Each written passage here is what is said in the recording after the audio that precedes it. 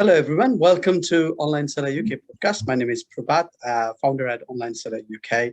And we've been doing this series of podcasts to help online sellers, Amazon sellers, to bring in new news and any new things that's going on with Amazon and e-commerce in general. So today I've got Andy from Global E-commerce Experts, and we'll be talking about any new things happening in the last few weeks, or last few days, so to say.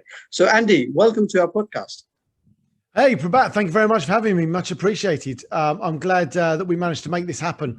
I think, in all honesty, everyone, I let Prabhat down a couple of weeks ago. We were so busy in some things internally that it just completely got out of my grasp. So I'm glad we've managed to make this happen. And I'm pleased to see what you're doing and everything else. So it's great. Thank you. Yeah. No, thank you, Andy. So let's start with your introduction first, Andy. So tell us who you are, what you do. That'll be good. So my name's Andy Hooper. I'm the CEO at Global E-commerce Experts. We successfully expand e-commerce brands into Europe. Now, before Brexit, that was typically US-based sellers expanding into the UK and Europe as a whole. Post-Brexit, what it's meant is, because we already knew exactly what was required and we were already doing it for thousands of sellers, we've been able to switch that to help UK sellers re-engage with Europe and European sellers re-engage with the UK, because everything we was doing before is straightforward and simple. And that's in three core areas. So we do logistics. So we do shipping, we've got warehouses in the UK and in the Netherlands, and then that's compliance. So we do VAT compliance, we do responsible person, we do label and product compliance, and then account management. So we can help people run their online accounts and make sure that they're succeeding online. And that's the three core strands. But in essence, we're an umbrella agency that basically gets anyone as a one-stop shop. You know, if you say I want to go from the UK to Europe, we can do everything under one roof. So whether it be ship your products, do your VAT, make sure your product's compliant, the whole shooting match, including ship your products to an Amazon FC or have you fulfill from the Netherlands ourselves. So fully self-sufficient. Excellent. So let's go into the news. So what sort of news you have for us this week? Well, I'm going to do two. One, and I've got two great little ones, but I think what I want to start with is that the Co-op, which is a sort of a decent household name here in the UK, is now starting to sell their groceries on Amazon. And I think that this opens a really interesting gateway. I don't know about you, but I see and hear from a lot of brands who say, oh, well, Amazon isn't really for us as a brand, it's for. Or, oh, well, it's too difficult for us to do because we don't have anyone in-house that does this. So to hear that Co-op are now going to be doing their groceries on there, like, whilst this is food, and obviously Amazon's really pushing food right now, I think that it gives a bigger, broader picture to the Amazon piece. I don't know what you think about it. Yeah, I think it's an interesting change that we are seeing. I think Morrison's already selling through Amazon, aren't they, with the groceries? So looks like if somebody else is introduced, they are just increasing their product depth, I would have thought, trying to get more customers. And like what happened with tie-up with, is it Deliveroo, I think, this week? Yeah. So, and bringing, free delivery to all the Amazon Prime customers with coordination with delivery. It's a game changing again. Well, I think that's really it, isn't it? That game changing piece where where come lockdown we're all doing our Sainsbury's and our Tesco order and we couldn't get it or whatever, and we all switched to Amazon. Well, Amazon wasn't really doing food as such. Well, as a Prime customer, all of a sudden you can do all of your food. It'd be really interesting to see because the Co-op and Morrison's and people like that don't have vans. Well, they don't need vans. They can use Amazon's vans. Exactly. It's genius. Exactly. So I think it's going to, I wouldn't say risk to a supermarket, but it's certainly they are going to take a chunk of a pie, as they say. in the grocery market. So that is interesting. That is interesting. So I think your message is for everyone or who's thinking that maybe it's not for us, maybe perhaps start thinking about it. Totally. I mean, if Co-op, Morrison's, and a whole load of others can switch their model and say, well, we don't do deliveries, and then go, well, hang on, how could we do that differently? Now, in all honesty, I don't think that the typical Amazon driver, and I know, excuse me, the most of them aren't Amazon drivers, they're not going to take the same care and attention to as what your Sainsbury's or your Tesco's man's going to do or lady's going to take when they deliver the goods. I think there's a whole piece there. Yeah. I think from a business point of view, and lots of people probably listening to this are business owners, that ability to switch, twist, or look what they're currently doing and how they can adapt in a fast-moving world, I actually think is the clever piece. Yes, brands should be looking at switching to Amazon or whatever. I get that, but from a business owner point of view, that's where I think it's genius. And how many other opportunities are we as business owners missing out on because we're not thinking like that? How can I twist what I'm doing to get to a new market? Or I can't do that because it's impossible because I can't have a fleet of vans. Well, Morrison's and they haven't got a fleet of vans. Okay, all right, we'll check Amazon to do it. I mean, genius. Yeah, absolutely. So let's keep watching this space and see what happens. So what's next, Andy? So the next one is something that's starting to come out over the next couple of weeks. Now, there's something called the EPR, which is the Environment Prevention Regulations, 2016. So it's been out a while. And what it basically means is that it's end of life care for your products. So if you are selling stuff online or in the world, then what you need to be doing is making sure that your products, packaging, and everything around it is sort of able to be recycled or has a way of being reused into the ecosystem. Yeah. Now, it's been around for 5 years.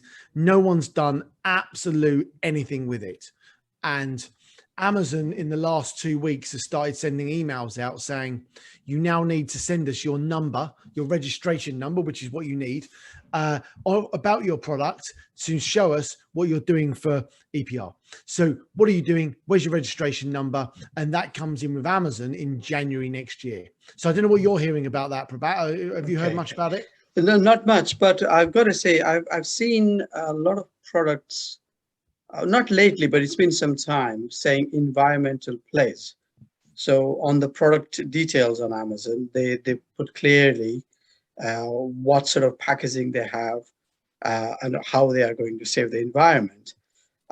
Like you said, it's been there for a while. Nobody's done anything, but perhaps Amazon in the background has been working along their product bases and encouraging some of the brands. I've seen some of the brands who sell through Amazon have got that page already on Amazon.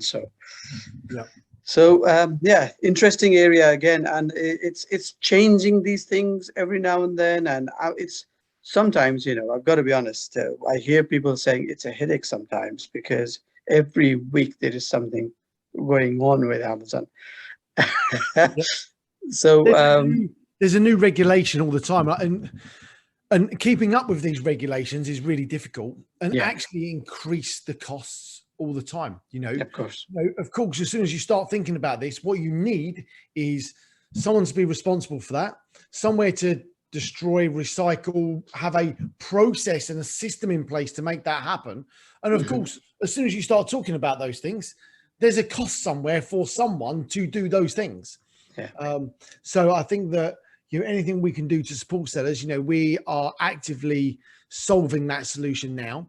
It's something that we are, we already have a responsible person service for sellers need responsible person, authorized rep, things like that in different countries, food business operators. So we already do that, but this will be just an add-on to that. So if people are already using our services for some of those things, the cost is going to be negligible. If you're new to us, then it's a whole package. But I think that for sellers, anything we can do to try and keep the costs to a minimum is the absolute critical part. And, being aware of these things that are coming, we've got until January to make this happen, so we've got to make sure sellers, you're upfront and ready for it, basically. Sure. So, yeah, I think let's try and wrap up now if we can. So, I think that those are the two good things we've talked about. If you could tell us briefly on what you typically do. You mentioned that you are you linking up with Europe and so on. So, is there any recent cases you want to talk about that people have come in, joined you, and have benefited from your services? Yeah, I think where people are really benefiting right now is linking our services up. So, whether it's, you bring a container in from China, we'll organize the container, we'll do the cut, we'll bring the container into one of our warehouses, could be one to each warehouse, that it comes into our warehouse. You haven't got to worry about all of that because it's all one provider. We've got your VAT solved, so you haven't got to worry about your import, VAT, all of that information is being coordinated by our VAT teams, our accounting teams. And then, of course, we're then storing that and shipping that on, with our account management or whatever else. And I think that people constantly say to us, they've said this for years, oh, it's too difficult because there's too many pieces when you're selling to Europe. Well, we solved all those pieces. The great thing for us is all those people were based in the States beforehand. Well, now they're all based in the UK because everyone in the UK is now like, it's too difficult to do Europe. I can't do that anymore. And an interesting stat, we work very closely with one of the largest marketplaces that we've already discussed. And the figures they've got is 80% of small shipments reduction going to Germany. So if you can just fathom 80% reduction in small parcels going from the UK into Germany, that's the loss currently for UK sellers. So my guess is that 80% of the people listening to this have probably stopped selling in Europe because of the issues. Well, there aren't any issues. And it may seem it's really tough and really difficult, but I can assure you, we've helped thousands of sellers from the States and Asia typically do that over the last number of years. We're well positioned to make that happen. All you have to do is look at our webinars, our podcasts, our videos, all of the information's there. Obviously, we'd love to support you, but all of the information's there. So go fill your boots. If you're a podcast listener, go listen to the podcast. If you prefer YouTube, go do that. Like whatever it is, the content's there. Like we're telling you how to do it. Obviously, if you want someone to do it for you, we're here. But the reality is the information's out there as well. Excellent. I think you've said it right. A lot of people have actually paused. Yeah. Paused shipping or selling to Europe. So it's a good encouragement you've given, I think, today. So for people who are thinking about restarting selling on Europe and things like that. So, right, So lastly, where shall we contact you, Andy, if we need some help? Very straightforward. If you Google Global E-commerce Experts, will come up. If you go to all the usual social media channels and put in Global E-commerce Experts, we'll be there. Or if you want to head to LinkedIn and go to Andy Hooper, you can always contact me direct and then I can feed you into the right channels. As simple as that. But Global E-commerce Experts, that's us. And we're here to successfully expand sellers into Europe. Excellent. Thank you very much for your time, Andy. All the best. No problem, Prabhat. Thank you for your time. Thank you. Bye-bye.